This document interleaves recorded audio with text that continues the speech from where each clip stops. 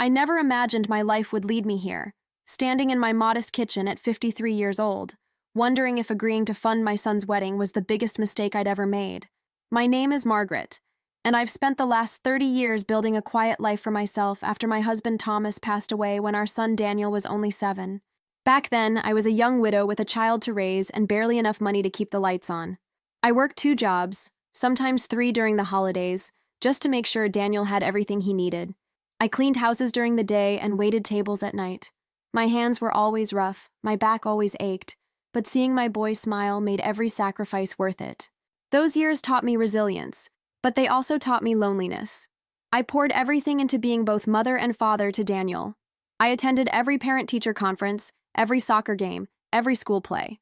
When other parents showed up in pairs, I showed up alone, clapping louder than anyone else in the auditorium. Daniel grew into a good man, kind and thoughtful, with his father's gentle eyes and my stubborn determination. Watching him graduate college was one of the proudest moments of my life.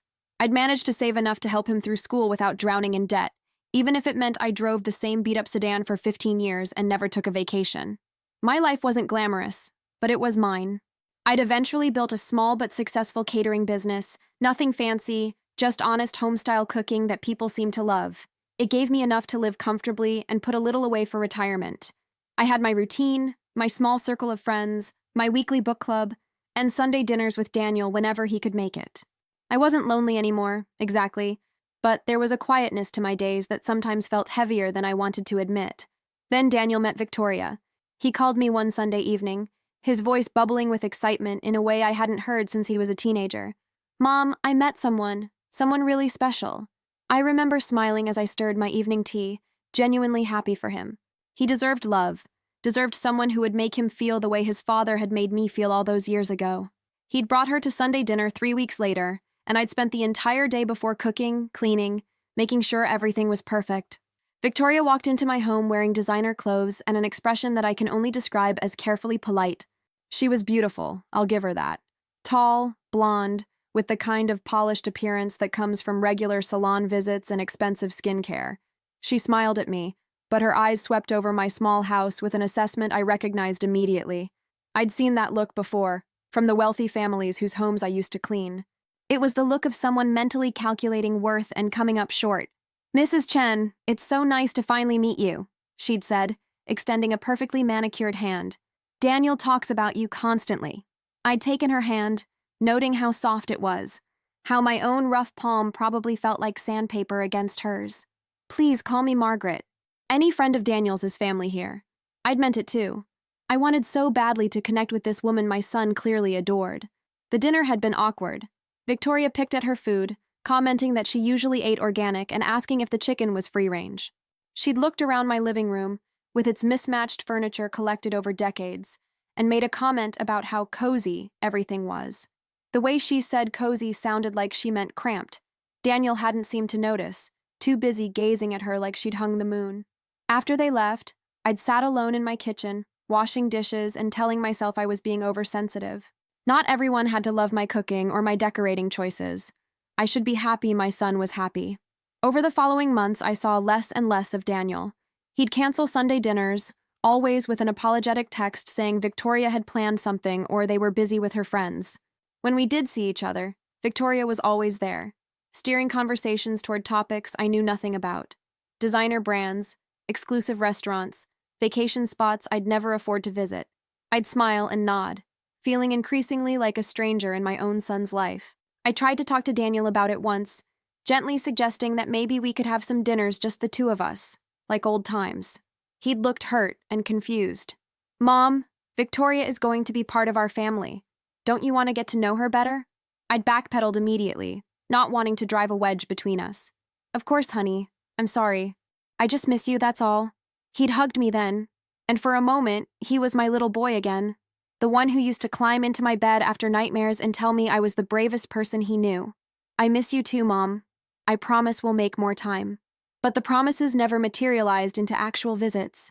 Victoria's schedule always seemed to take priority. When Daniel called to tell me they were engaged, I was genuinely thrilled. I drove straight to their apartment with a bottle of champagne I'd been saving for a special occasion. Victoria answered the door in silk pajamas, looking annoyed at the interruption. Oh, Margaret. Daniel said you might stop by. She hadn't invited me in immediately, just stood there in the doorway like I was a delivery person. When Daniel appeared behind her, his face had lit up. Mom, come in, come in. He'd pulled me into a hug, and I'd tried to ignore the way Victoria rolled her eyes as she walked away. We'd sat in their sleek, modern living room, everything white and chrome, and utterly impersonal, and talked about wedding plans. Victoria had a binder, an actual binder, already filled with magazine clippings and fabric swatches. We're thinking spring, she'd said, flipping through pages. The Riverside Estate, 400 guests. My father's business associates, of course, and my sorority sisters, and the country club set. She'd barely paused for breath. Daniel's friends from college, and obviously family. She'd glanced at me when she said family, her tone suggesting I was an afterthought. I'd asked about the budget, trying to be practical. Victoria had waved a dismissive hand. Daddy said he'd take care of everything. He always does. Something in her tone bothered me. It wasn't gratitude exactly, more like expectation, as if the world owed her these things. Daniel had looked uncomfortable, shifting in his seat. After Victoria excused herself to take a phone call, he'd leaned closer to me. Mom, there's something I need to tell you. Victoria's father isn't actually paying for the wedding. I'd felt my stomach drop. What do you mean? Daniel had rubbed the back of his neck, a nervous habit he'd had since childhood. He told her he would, but his business has been struggling. He's too proud to tell her the truth, and he asked me not to say anything. But Mom, we can't afford the kind of wedding Victoria wants. I make decent money, but not that kind of money. And Victoria, she has her heart set on this perfect day. He'd looked at me with those gentle eyes, and I'd known what was coming before he asked, Is there any way? I mean, I know it's a lot, but could you possibly help us? I'll pay you back, I promise. Every cent. The amount he mentioned had made my head spin. $75,000. It was most of my retirement savings, money I'd scraped together over decades of careful budgeting. Money earned from countless hours of standing on my feet, cooking in hot kitchens, dealing with demanding clients, working holidays when everyone else was celebrating with their families. I'd calculated once that it represented approximately 15,000 hours of work, maybe more. Each dollar was a piece of my life, my time, my energy. I'd sat there in their pristine living room, looking at my son's desperate face, and felt time slow down. This was a crossroads moment. I'd known that instinctively. If I said no, I'd preserve my financial security, but potentially damage my relationship with Daniel. He might resent me, might think I didn't care about his happiness.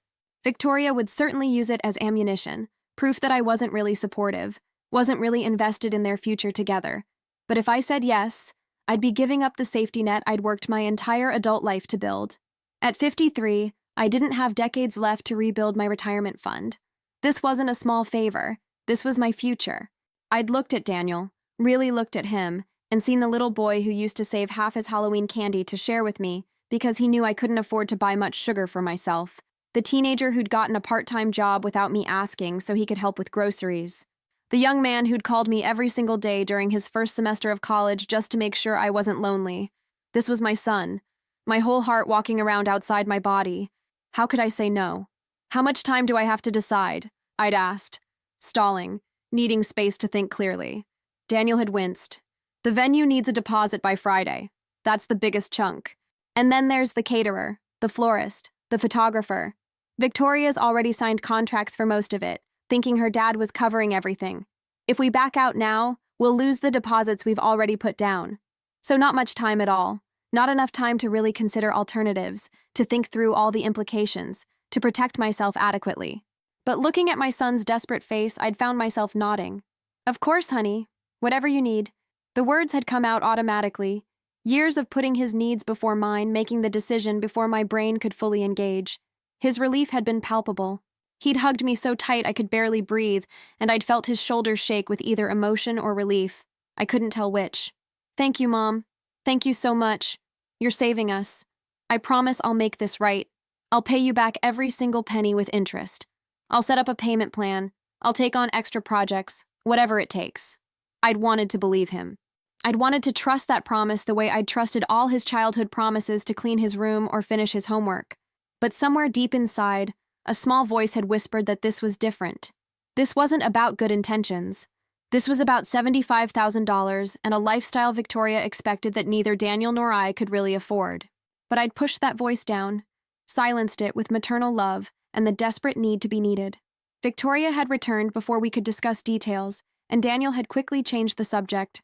I'd left their apartment that night with a knot in my stomach that wouldn't ease. I'd transferred the money the next day, watching decades of security disappear from my account with a single click. The bank website had asked me to confirm the transaction multiple times, as if even the computer system was questioning whether I really wanted to do this. Are you sure? This is a large transfer. Yes, I'd clicked. I was sure. Or at least, I was committed. Daniel had been effusive in his gratitude, calling me the moment the money hit his account. His voice had been thick with emotion. Mom, I don't know what to say.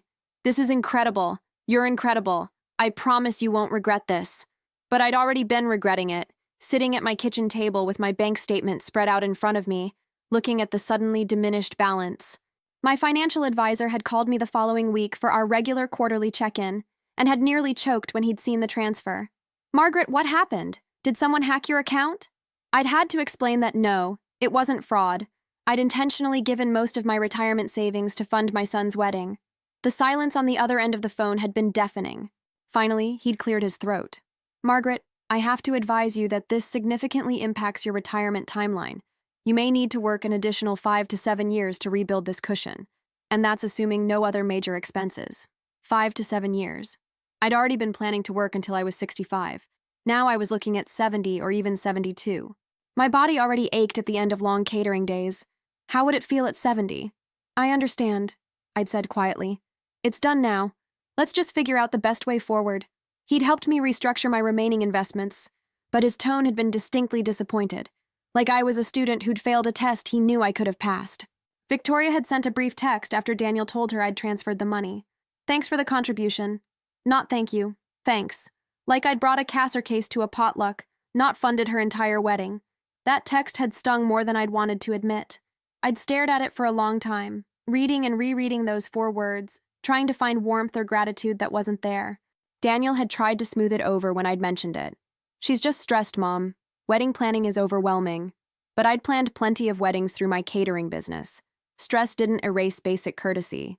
The wedding planning had consumed the next 6 months of my life in ways I hadn't anticipated. Victoria had called me occasionally, always with demands disguised as requests. The first call had come 2 weeks after I'd transferred the money. Margaret, hi. So the chair covers we ordered are back-ordered, and we found better ones, but they're $2,000 more. Can you handle that? Can you handle that? Not would you be willing to, not is that possible, but can you handle that? Like I was an employee being assigned a task. I'd said yes, of course, because what else could I say?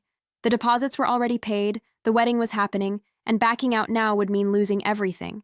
The calls had kept coming, each one chipping away at my savings a little more. The florist is short on budget. Can you cover the centerpieces? Just another $3,000. We need uplighting for the reception. $5,000 should do it. The photographer is offering a premium package with an engagement album, only $2,500 more. Each time I'd said yes, watching my financial safety net develop bigger and bigger holes. I'd stopped going to book club because I couldn't afford the monthly dinner afterward. We always went to a nice restaurant. Nothing extravagant, but still $30 or $40 with tip. That $30 or $40 suddenly felt like a fortune I couldn't spare. I'd started shopping at discount grocery stores, buying generic brands, cutting coupons with the dedication of someone half my age. My friends had noticed the changes. Linda had cornered me one Tuesday evening after a particularly frugal book club meeting at my house, where I'd served store-brand crackers and the cheapest cheese I could find. Margaret, what's going on? You've lost weight, you're not coming to dinners anymore, and tonight you served food I know you wouldn't normally buy. Talk to me. I'd wanted to tell her everything. Wanted to confess that I'd bankrupted myself for a wedding to a woman who called me cozy in that dismissive tone. But the words had stuck in my throat. Admitting the truth felt like admitting failure, like acknowledging that I'd made a terrible mistake I couldn't undo. I'm just watching my spending, I'd said instead. Trying to be more financially responsible. Linda had looked at me with concern in her eyes but hadn't pushed further. If you need anything, you know I'm here, right? I'd nodded and changed the subject, and she'd let me. But I'd seen the worry in her expression. The truth was, I'd been embarrassed. Embarrassed that I'd let myself get into this situation. Embarrassed that I couldn't afford my own life anymore. Embarrassed that I'd prioritized someone else's dream day over my own security. The dress shopping incident had been one of the lowest points of those months.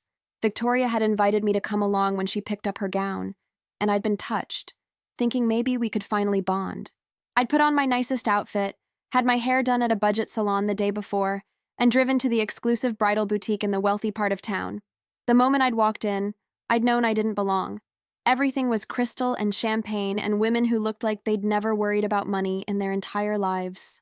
Victoria's mother, Janet, had been there, a woman who looked like an older, more polished version of her daughter. She'd given me a quick once-over when I'd walked in, her eyes cataloging my off-brand purse and mid-range department store clothes. "Oh, you must be Daniel's mother. How nice of you to come."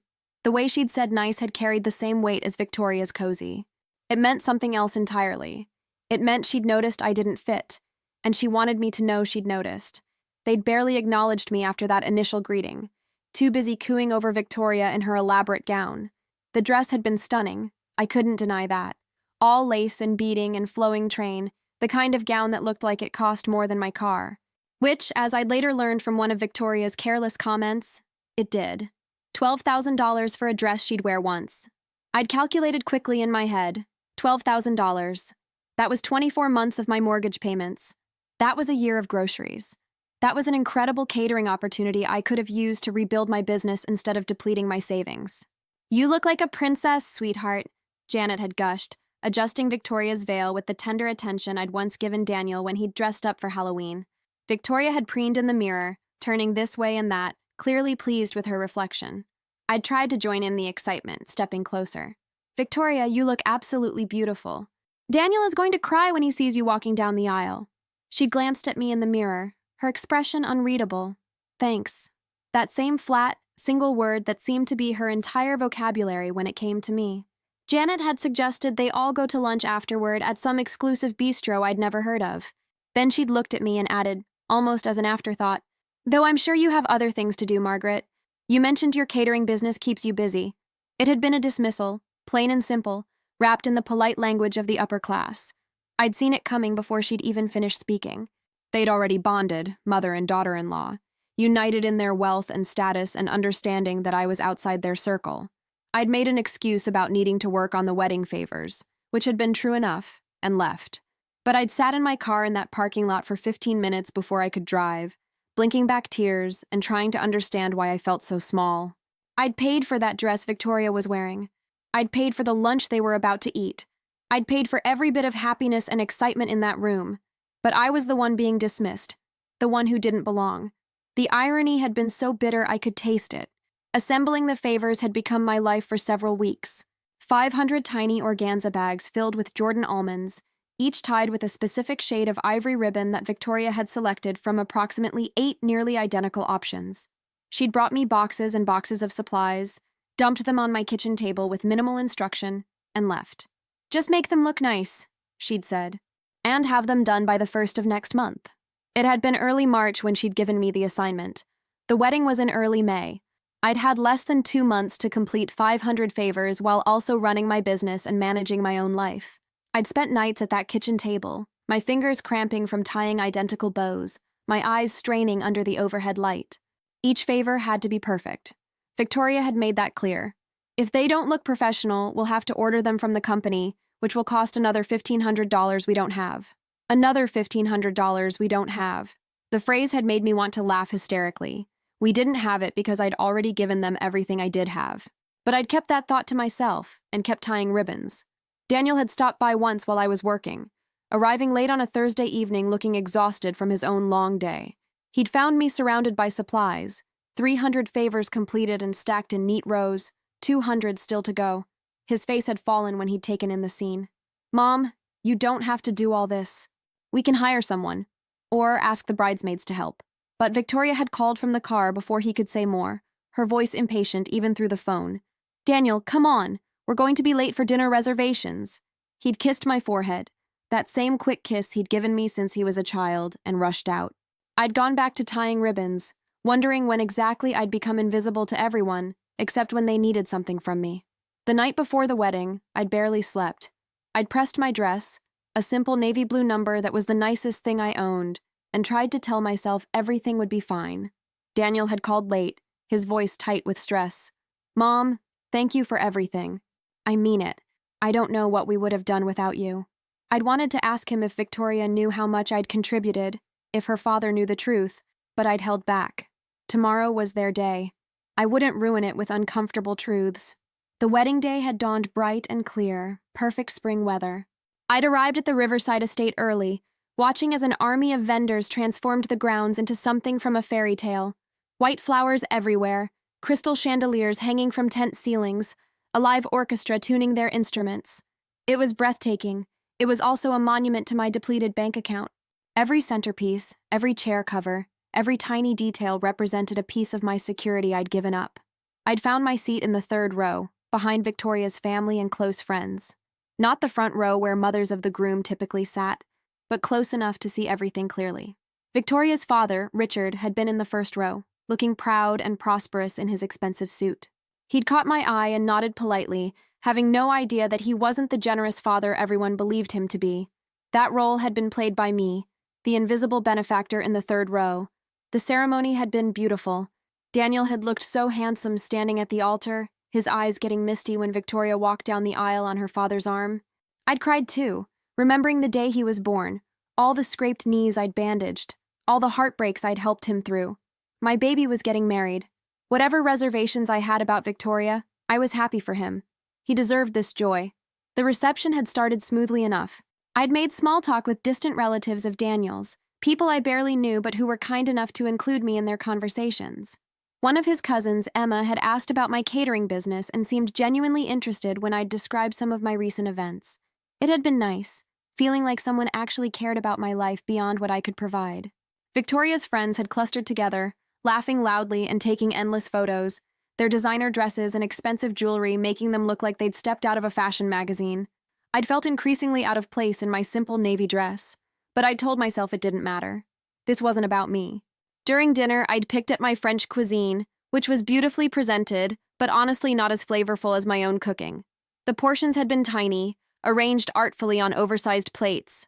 Microgreens and foam and deconstructed ingredients that looked impressive, but left me hungry. I'd kept that opinion to myself, smiling politely as the servers whisked plates away after each course. Around me, Victoria's family and friends had exclaimed over the food, praising the sophistication and refinement. I'd wondered if they actually liked it, or if they were just accustomed to eating food that valued appearance over substance. The trouble had started during the toasts. Victoria's father, Richard, had gone first, standing at the head table with a microphone and a glass of champagne.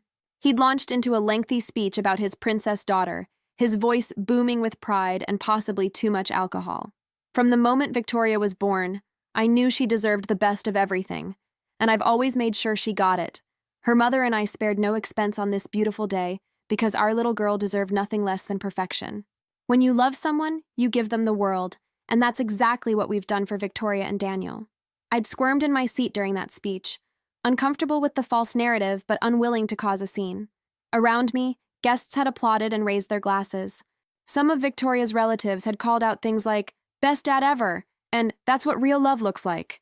I'd raised my glass mechanically, the champagne tasting sour in my mouth. Richard had continued, describing in detail the process of planning the wedding, the challenges of coordinating 400 guests, the expense of creating a perfect day. Each word had felt like a knife, claiming credit for sacrifices he hadn't made, for money he hadn't spent. Then Daniel's best friend, Marcus, had given a toast that focused mostly on embarrassing college stories and inside jokes. It had been light and funny, and I'd found myself relaxing slightly. Then Victoria's maid of honor, a woman named Brittany, who I'd met exactly twice, had stood up. Her toast had been flowery and emotional, talking about Victoria's generous spirit and kind heart. I'd wondered if we were talking about the same person. She'd mentioned how Victoria always put others first, how she'd sacrificed so much to be with Daniel, how she was an inspiration to them all. Finally, Daniel had stood, microphone in hand, his tie slightly loosened after several glasses of champagne. "I want to thank everyone who made today possible." He'd paused, looking around the room, especially Victoria's parents for their generosity. I'd felt my chest tighten. He'd continued, "And Mom, I especially want to thank you. You've always been there for me, through everything, and today is no exception. You've done so much for us, more than anyone knows. I love you so much." It was a nice moment, or it should have been. I'd appreciated the acknowledgement, genuinely touched that he'd thought to thank me publicly. But it was also vague enough that no one understood the depth of what he was thanking me for. To everyone else in that room, I was just the groom's mother who'd maybe helped with favors or given some generic maternal support. They didn't know I'd paid for the chair they were sitting in, the food they were eating, the flowers they were admiring. They didn't know I'd sacrificed my retirement, my security, my peace of mind. I'd smiled and raised my glass, feeling simultaneously acknowledged and invisible. After the toasts, the party had shifted into full swing.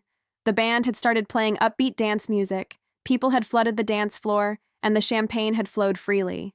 Too freely, as it turned out. I'd watched Victoria at the center of it all, her white dress swirling as she danced, surrounded by her bridesmaids and friends. She'd looked radiantly happy, like a princess in a fairy tale. Part of me had been glad. Despite everything, I'd wanted her to be happy. She was going to be part of my family now. But another part of me had felt hollow, watching her celebrate a day that had cost me everything while she had no idea of the price. I'd been standing near the dessert table, watching Daniel and Victoria dance their first dance to a song I didn't recognize, when I'd felt someone bump into me hard from behind. The impact had been forceful, sending me stumbling forward. I'd caught myself against the table, nearly knocking over an elaborate tower of cupcakes that probably cost more than my monthly electric bill. I'd turned to find Victoria standing there, champagne glass in hand, her eyes glassy and unfocused. She'd clearly had too much to drink. Her carefully styled hair had started to come loose, and there was a slight slur to her words. "Oops," she'd said, not sounding sorry at all. Her tone had been almost amused, like my near fall was entertaining. "Maybe watch where you're standing, Margaret. You're kind of taking up a lot of space here." The comment had stung, particularly the emphasis on lot of space, but I'd tried to brush it off. She was drunk and probably didn't mean it, or at least that's what I'd told myself. I'd straightened my dress, smoothing it down with shaking hands. "No problem. Beautiful wedding, Victoria. You must be so happy." I'd been trying to be kind, to bridge whatever gap existed between us, to make this work somehow. She'd laughed, but it hadn't been a happy sound. It was harsh, sharp-edged, cutting. "Oh, I'm deliriously happy. Daddy gave me everything I wanted. Well, almost everything." She'd looked me up and down with an expression I couldn't quite read, something between contempt and pity, neither of which I wanted from her. "You know, Margaret," she'd continued, leaning in slightly and lowering her voice like she was sharing a secret, "you've really let yourself go. I mean, I know you're older, but still. All those favors I had you making must have taken a toll. You look exhausted, and you've put on weight. Or maybe you were always heavy. Hard to tell with how you dress." Each word had landed like a physical blow. I'd felt my face flush hot with humiliation and anger. Before I could respond, before I could defend myself or simply walk away, she'd already turned, stumbling slightly in her expensive heels. I'd stood there frozen, her words echoing in my head. Let yourself go. Put on weight. Always heavy. I'd actually lost weight in the months leading up to the wedding, stress and budget restrictions making meals scarce. But apparently, I was still too fat for her standards. Too old, too tired, too much. I'd felt tears prick my eyes and had immediately blinked them back. I wouldn't cry here. I wouldn't give her that satisfaction, even if she was too drunk to notice. I'd decided to step outside for some air, needing desperately to escape the noise and the crowd and the crushing weight of my own bad decisions. The gardens were quiet, lit by strings of fairy lights that probably cost $5,000 if they cost a penny. Everything at this wedding cost a fortune. My fortune. I'd been standing there in the shadows, taking deep breaths and trying to calm my racing heart, when I'd heard voices approaching along the garden path. Victoria's voice had carried clearly through the night air, that particular volume that drunk people think is quiet, but actually isn't. She'd been with two of her bridesmaids, Chelsea and Brittany, all of them giggling and stumbling in their heels. They hadn't seen me standing in the shadows near a large decorative shrub. I'd opened my mouth to announce my presence, not wanting to eavesdrop, but before I could speak, Victoria had said something that made me freeze. "Can you believe how tacky Daniel's side of the family is? Did you see his mother's dress? Navy blue, how original, like she couldn't even be bothered to try." Chelsea had laughed, a high-pitched sound that grated on my nerves. At least she showed up. My cousin didn't even invite her trashy relatives to her wedding. Victoria had snorted, actually snorted. Trust me, I would have preferred that. Having her here is like having a reminder of everything low-class about Daniel's background. Do you know she actually suggested she cater the wedding? Can you imagine? We'd be serving meatloaf and mashed potatoes like some sad diner. I'd pressed myself further into the shadows, unable to move, unable to breathe, unable to do anything but listen to my worst fears confirmed. Brittany, who'd given that speech about Victoria's generous spirit, had asked, "But didn't Daniel say his mom helped with the wedding?" That's sweet, at least. Victoria had laughed again, that same cruel sound. She helped with favors. That's about all she's good for. Manual labor. Daddy paid for everything that actually matters. All the important stuff. Can you imagine if we'd let her have any real input? This would have been so embarrassing. Honestly, Victoria had continued, her words slurring more noticeably now, the woman is a fat cow. I told Daniel she needed to lose weight before the wedding because she'd look terrible in photos. At least she had the sense to stay in the back during most of them. I made sure the photographer knew to keep her out of the main shots. I don't want to look at my wedding album and see her frumpy face ruining my perfect day. Her friends had gasped and laughed, the kind of shocked laughter that comes from hearing something outrageous, but not entirely disagreeing with it. Fat cow. The words had echoed in my head over and over. Fat cow. I'd looked down at my body, at the dress I'd thought was nice, at the weight I'd lost from stress and skipping meals to afford her perfect day. It still wasn't good enough. I still wasn't good enough. All the money I'd given, all the sacrifices I'd made, all the hours spent tying ribbons and rearranging my life to accommodate her needs. None of it mattered. I was still just a fat cow who needed to stay out of the photos. I'd wanted to leave right then, to get in my car and drive away and never look back. But I couldn't do that to Daniel. So I'd wiped my tears, fixed my makeup as best I could in my compact mirror, and gone back inside. I'd avoided Victoria for the rest of the night, staying on the opposite side of the venue, watching my son dance and laugh and celebrate. Every smile felt like a knife in my chest. This wedding, this beautiful, perfect day, had cost me everything. My savings, my security, my dignity. And for what? To be called a fat cow by a spoiled woman who had no idea what sacrifice really meant. The evening had worn on, and I'd been counting the minutes until I could politely leave. Each passing moment felt like an eternity, watching people celebrate a wedding I'd funded while being treated like an unwanted guest. I'd positioned myself near the exit, ready to make a quick escape when Daniel had found me. He'd been glowing with happiness, his tie loosened, his cheeks flushed from champagne and dancing. "Mom, thank you for being here. This has been the best day of my life." He'd hugged me tight, and I'd hugged him back, forcing myself to smile through the pain. "Congratulations, honey. I'm so happy for you." The lies had come easily after a lifetime of protecting him from difficult truths. He'd pulled back, looking at me with such genuine love and gratitude that it had made my chest ache. "Thanks for everything, Mom. Seriously. For everything.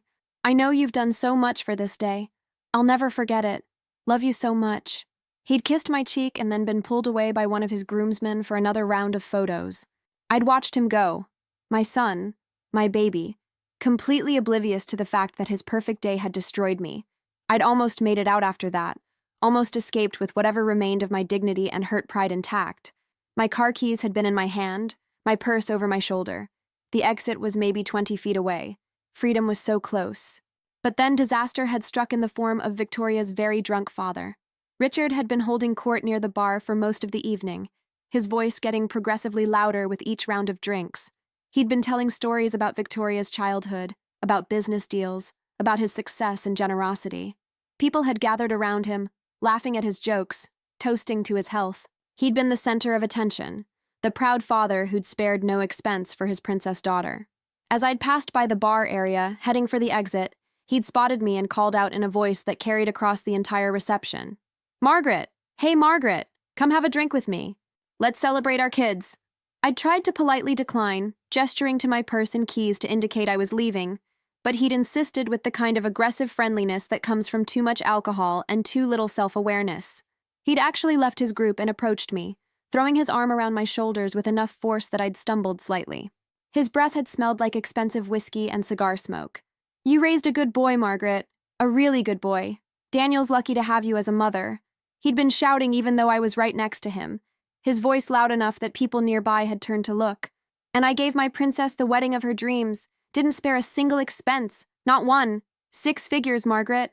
Do you know what I spent on this wedding? 6 figures." He'd held up 6 fingers in front of my face as if I might not understand the concept. "But you know what? She's worth it. Every penny. That's what real fathers do. We provide. We give our daughters the world. I'd smiled tightly, trying to extract myself from his grip without causing a scene. It was a beautiful wedding, Richard. You should be very proud. But he'd been on a roll, his inhibitions completely gone, his voice carrying across the entire reception area. You're damn right I should be proud. Do you know how much this cost? 6 figures? 6. The flowers alone could fund a small country. That ice sculpture by the seafood station. $5,000 for something that's going to melt by midnight. The band? 20,000. But nothing's too good for my princess. People had started to gather more thickly now, drawn by his booming voice and the spectacle of a drunk father bragging about his wealth. I'd seen Victoria approaching from across the room, her face pale and tight with either embarrassment or anger. Her mother, Janet, had been following close behind, looking mortified. Some of Daniel's college friends had stopped dancing to watch. Emma, Daniel's cousin, who'd been kind to me earlier, had given me a concerned, sympathetic look.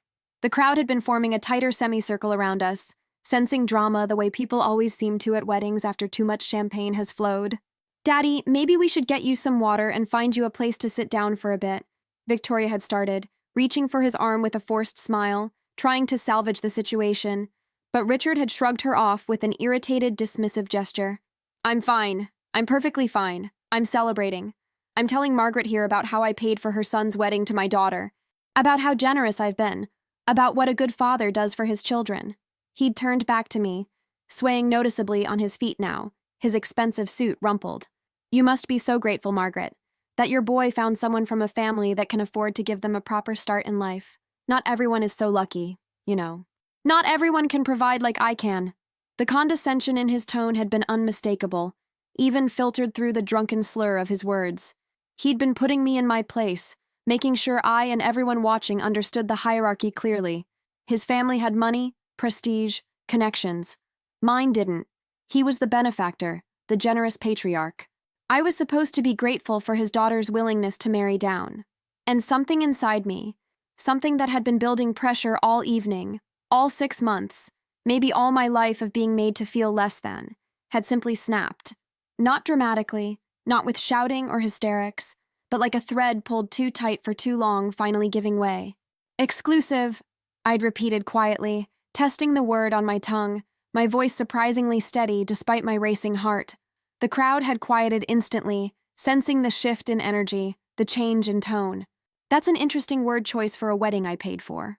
The words had come out before I could stop them, before I could think about consequences or propriety or protecting anyone's feelings but my own. They'd hung in the air like a bomb waiting to explode, suspended in that moment before everything changed forever. The silence that followed had been absolute, crushing.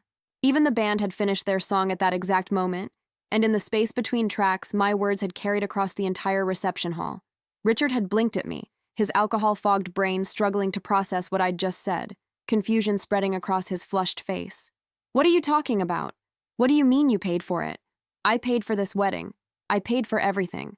Tell her, Victoria. Tell her I paid for your wedding. Tell her I'm the one who gave you this perfect day. His voice had risen with confusion and the beginning of defensive anger. Victoria had gone completely pale, all the color draining from her face like water from a broken glass, and she'd looked between me and Daniel with growing horror and dawning comprehension. Daniel had appeared at my side at that exact moment, having been summoned by someone in the crowd who'd sensed disaster.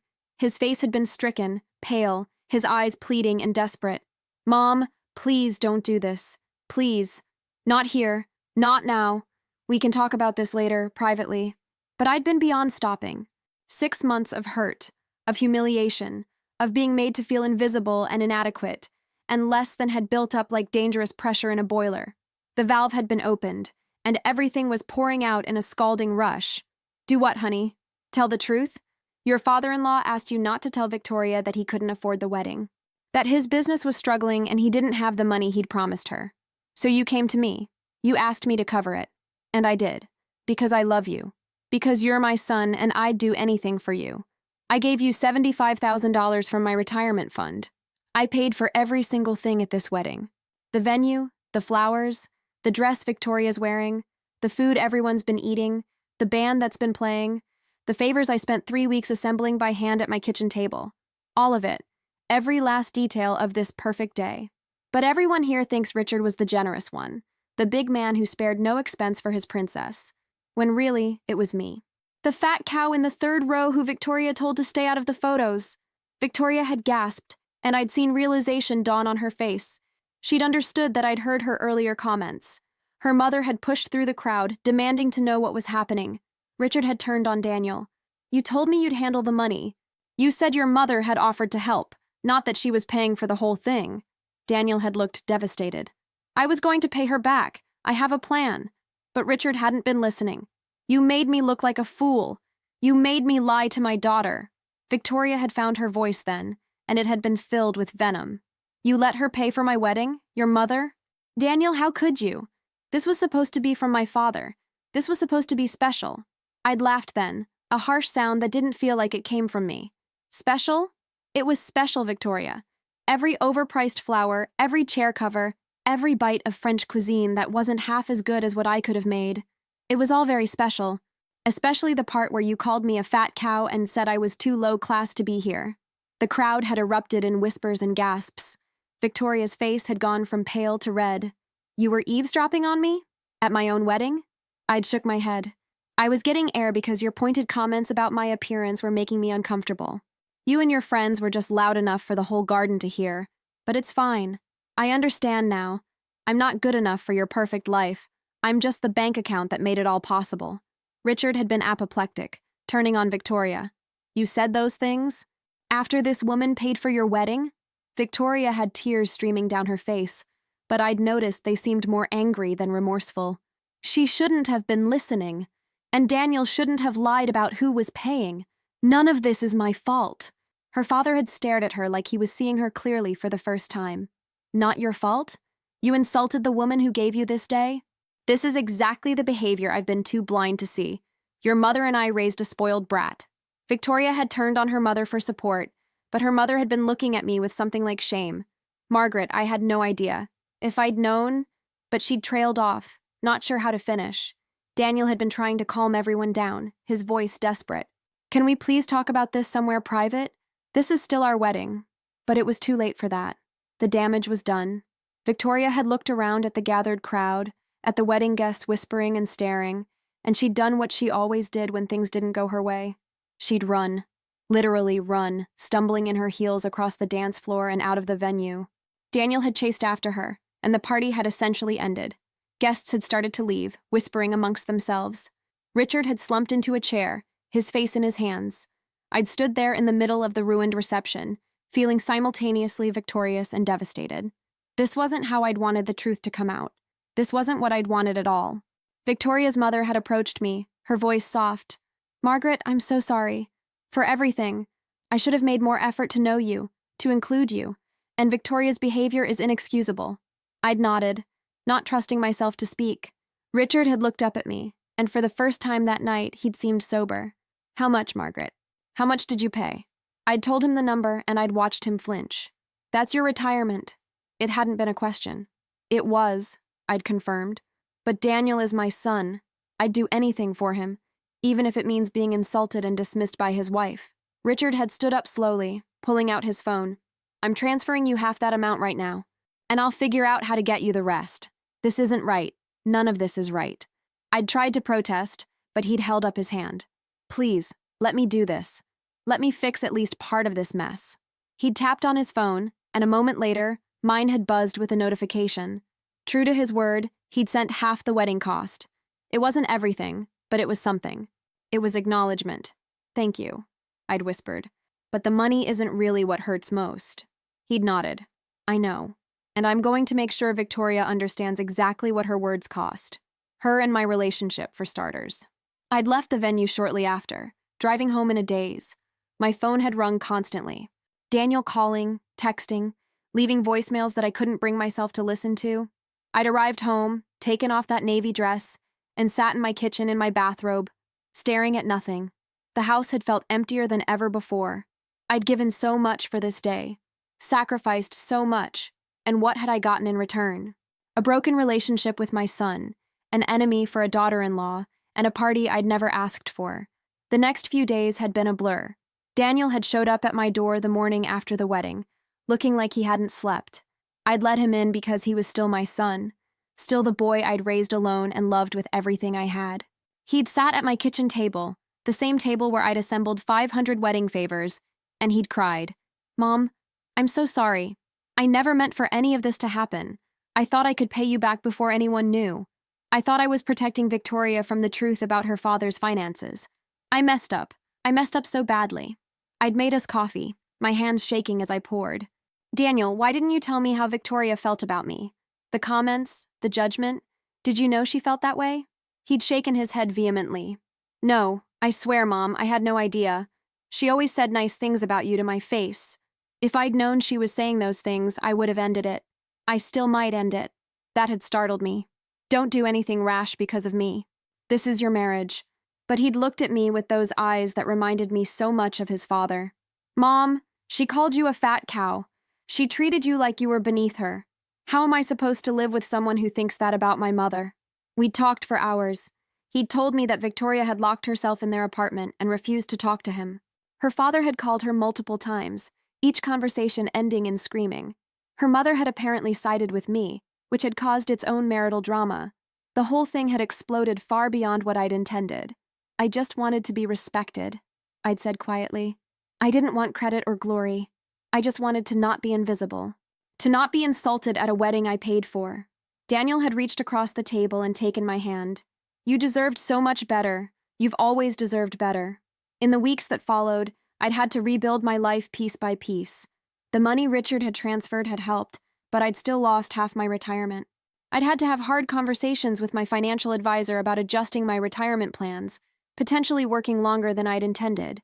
It had been humbling and frightening, but also clarifying. I'd spent so much of my life sacrificing for others that I'd forgotten to value myself. That needed to change. Daniel and Victoria had separated temporarily. He'd moved back into his old apartment, giving them both space to think. Victoria had reached out to me exactly once, a long email that was equal parts apology and justification.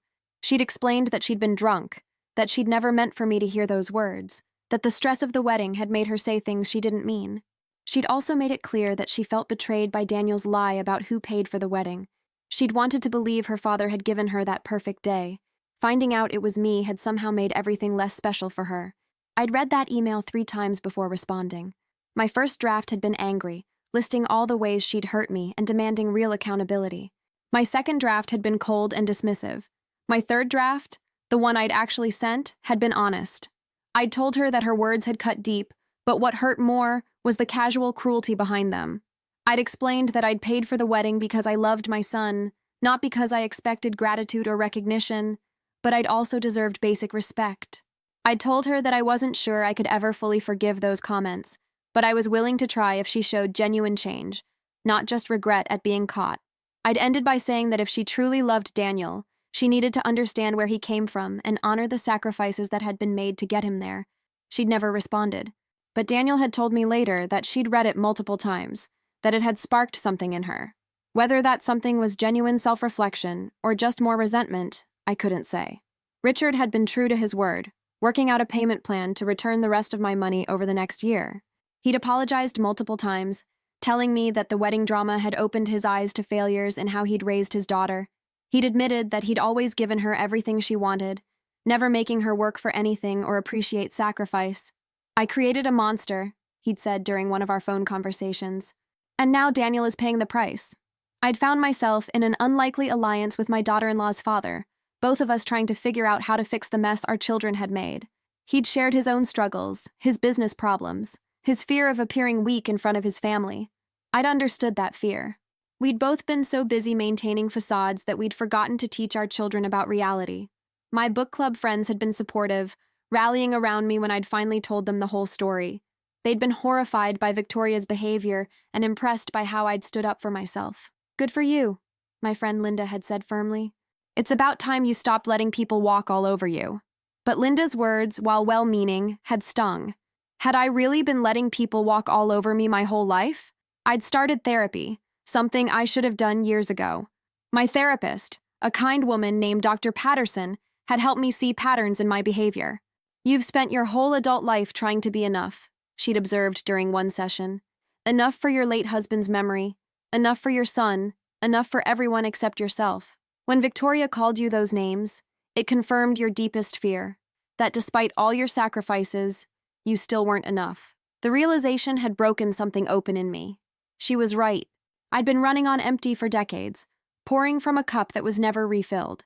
The wedding had just been the moment when there was nothing left to give. In therapy, I'd worked on setting boundaries, on understanding that love didn't require self-destruction. I'd learned to say no. When Daniel had asked if I could lend him money for the deposit on a new apartment, I'd said no. It had been one of the hardest things I'd ever done, watching his disappointed face. "Mom, I'll pay you back, I promise." But I'd held firm. "Daniel, I love you, but I can't keep sacrificing my financial security for your choices. You need to figure this out on your own." He'd been hurt, but he'd also seemed to respect it. Maybe for the first time, he'd really seen the cost of his choices. He'd figured out the apartment situation on his own, picking up extra freelance work and downsizing his expectations. I'd watched him struggle and grow, and I'd been proud. This was the man I'd raised, someone who could face consequences and figure things out. The wedding had broken something between us, but maybe it had also given us the chance to rebuild on more honest foundations. 3 months after the wedding, Victoria had called me. Not texted, actually called. I'd stared at her name on my screen for several rings before answering. "Hello, Victoria." Her voice had been small, younger sounding than I'd ever heard it. "Margaret, I know I don't deserve your time, but I was wondering if you'd be willing to meet me for coffee, just the two of us. No Daniel, no parents, just us." I'd almost said no, almost told her that ship had sailed, but something in her voice had made me pause. "When?" I'd asked. We'd met 2 days later at a small cafe halfway between our homes. Victoria had looked different, less polished, more real. Her hair had been in a simple ponytail, her face free of the heavy makeup she usually wore. She'd ordered plain coffee, no fancy latte, and she'd waited until we were seated before speaking. "I've been in therapy," she'd started. "My mother insisted after the wedding. At first I was furious. I thought everyone was overreacting. But my therapist helped me see things I didn't want to see about myself." She'd paused, stirring her coffee. "I was cruel to you. Not just at the wedding, but before. I looked down on you because you didn't have the things I was used to. The money, the status, the polish. I didn't see your value because I'd been taught that value comes from external things." I'd listened, not making it easy for her, not jumping in to absolve her. She'd needed to say this. "When I found out you'd paid for the wedding, my first reaction was anger. Not gratitude, anger, because it meant my father hadn't been the hero I'd thought he was. It meant I owed something to someone I'd dismissed, and that made me feel small and mean, which I guess I was. She'd looked up at me then, tears in her eyes. "I can't take back what I said. I can't undo the hurt. But I'm trying to understand why I said it, and I'm trying to be better. Not for Daniel, although I hope we can work things out, but for me, because I don't like who I was at that wedding." I'd sipped my coffee, weighing her words. "Victoria, I appreciate this. I do. But I need you to understand something. I'm not your redemption project. I'm not here to make you feel better about yourself or to give you absolution so you can move on without guilt. If you're going to change, it has to be real and sustained, not just a few therapy sessions and an apology." She'd nodded. "I know, and I'm not asking you to forgive me right now. I'm just asking for a chance to show you, over time, that I can be better. If you and I are going to be in each other's lives, I want it to be real, not the fake politeness we had before." That conversation had been the beginning of something new. Not friendship, not exactly, but honest communication. Victoria had started joining Daniel for some of our Sunday dinners, the ones I'd reinstated with strict boundaries about my time and energy. She'd complimented my cooking genuinely, even asking for recipes. She'd asked about my catering business with what seemed like real interest. Small steps, but steps nonetheless. I'd remained cautious, protective of my heart, but willing to see if change was possible. Daniel and Victoria had eventually reconciled, but their relationship looked different now. They'd gone to couples therapy, worked through the lies and hurt, rebuilt on more honest foundations. Daniel had taken a second job and was paying me back monthly, small amounts but consistent. He'd never missed a payment.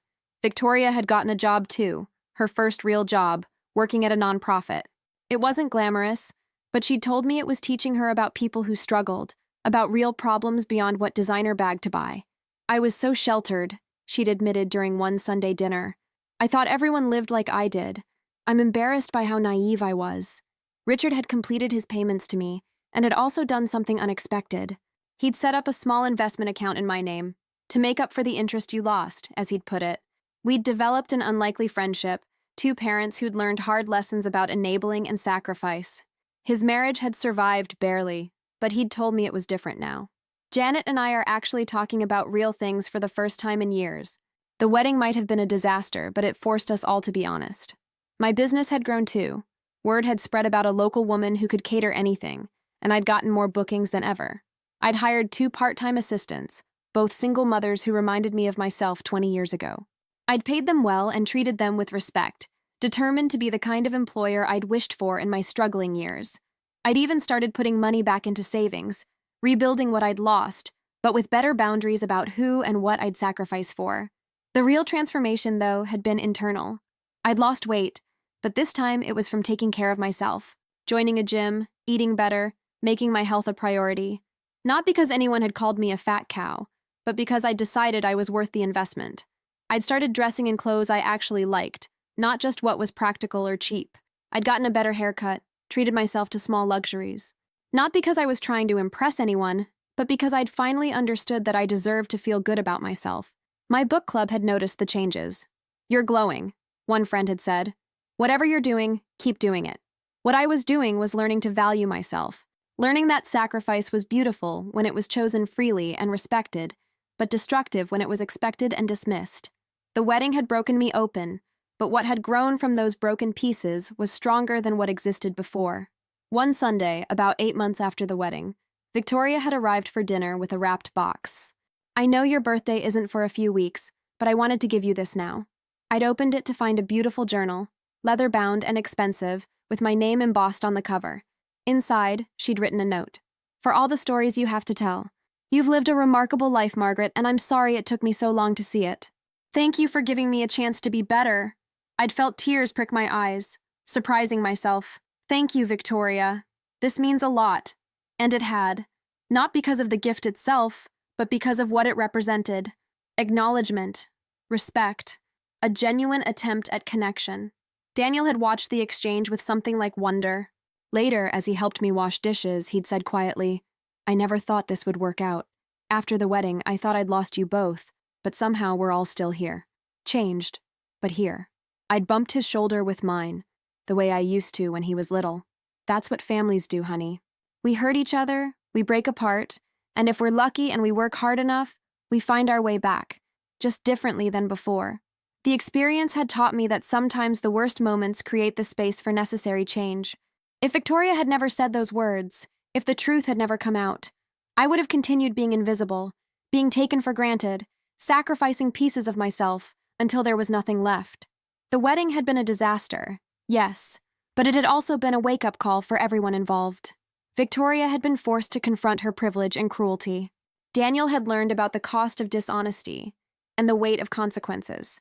Richard had seen the results of enabling his daughter. And I had finally learned to value myself. The money had been returned, my savings rebuilt, but the real restoration had been internal. I'd reclaimed my voice, my worth, my right to expect respect.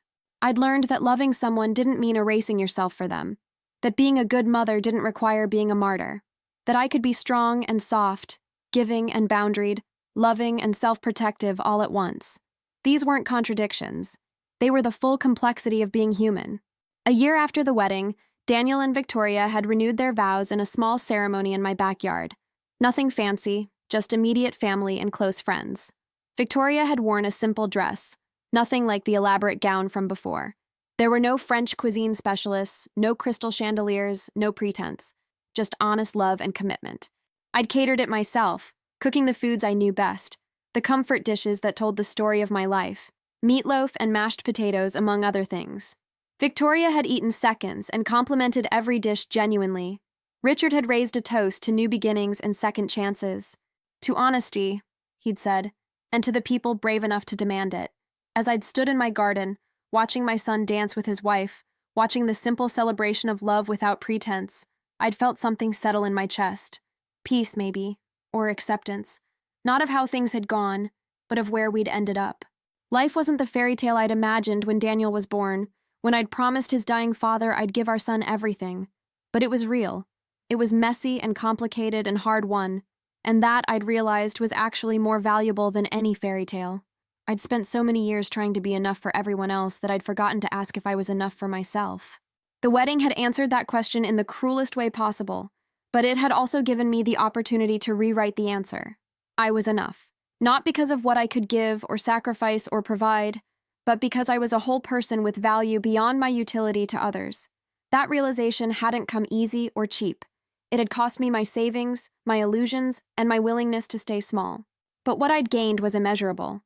Standing in my backyard during that second ceremony, I'd caught Victoria's eye across the garden. She'd smiled at me, a real smile that reached her eyes, and mouthed, "Thank you." I'd nodded, accepting her gratitude but not needing it to feel complete. I'd done what I needed to do to protect my dignity and my sense of self. The fact that it had also sparked growth in others was a bonus, not the point. The point had been reclaiming myself. As the sun had set on that second ceremony, so different from the first, I'd sat in my favorite garden chair with a glass of wine and watched my small, imperfect, healing family celebrate. My friend Linda had sat beside me. "You did good, Margaret." Not just with the food, though, that was amazing. With all of it. You could have walked away after what happened. Instead, you stayed and demanded better. That takes courage. I'd smiled, feeling the truth of her words settle into my bones. I didn't feel courageous. I just felt done. Done being invisible. Done being dismissed. Sometimes courage looks a lot like being fed up. The years since that wedding day have continued to unfold, each bringing new challenges and small victories. Victoria and I will never be best friends, but we've found a mutual respect that works. She includes me in decisions, asks my opinion, treats me like family instead of an obligation. Daniel has paid back every cent he borrowed, plus interest I didn't ask for. "You earned it, Mom," he'd insisted, "for everything. But more than the money, he's paid me back in time, in attention, in making me a priority in his life again. That's been worth more than any amount of cash. My business continues to thrive. I've catered several weddings since that fateful day, always with clear contracts and boundaries about respect and acknowledgement. I make good money doing what I love, and I've finally started to enjoy the fruits of my labor instead of just giving them away. I've even started dating, something I never thought I'd do again after Thomas died. Nothing serious yet, but it's nice to feel like a woman with desires and dreams, not just a mother and a wallet. The story of the wedding has become somewhat legendary in our family. Not in a shameful way, but as a turning point. The day everyone's masks fell off and truth, however painful, prevailed. My nieces and nephews ask me to tell it sometimes, fascinated by the drama. I do, but I always end with the lesson I learned. Stand up for yourself, I tell them. Not with cruelty or revenge, but with honesty. Know your worth and don't let anyone convince you otherwise. Not family, not friends, not anyone. You are valuable, not because of what you can provide, but because you exist. Looking back now, from this new vantage point of self-respect and genuine connection, I can see that the wedding wasn't just Victoria's big day or Daniel's commitment ceremony. It was, in a strange way, my rebirth. The day I stopped being the invisible, self-sacrificing mother and became Margaret. A woman with boundaries, with self-respect, with the courage to demand better. The transformation wasn't easy or pretty. It happened in the wreckage of a ruined reception, in tears and anger and painful truths. But transformation rarely happens in comfortable circumstances. It happens when we're broken open and forced to rebuild ourselves deliberately, consciously, with intention. If I could go back and change things, would I? Would I refuse to pay for the wedding, saving myself the money and the heartache? Some days, when my retirement account balance still makes me wince, I think maybe I would. But then I remember who I was before that night, how small I felt, how invisible. How I'd convinced myself that love meant endless sacrifice, that being a good mother meant erasing my own needs. I was slowly disappearing, and I hadn't even noticed. The wedding forced me to see myself through Victoria's cruel but clarifying lens, and while I didn't like what I saw reflected in her words, I couldn't deny the truth underneath. I had let myself become less. Not physically, not in the way she meant, but spiritually. I'd shrunk to fit into the small space others had assigned me. Now, sitting in my comfortable home, running a successful business, maintaining healthy relationships with clear boundaries, I can say with confidence that I wouldn't change it. The pain was necessary. The humiliation was a catalyst. The disaster was a doorway. I walked through that doorway and found myself on the other side, stronger and clearer than I'd been in decades. That's worth more than any retirement fund, any comfortable lie, any false peace built on my silent suffering. My story isn't unique.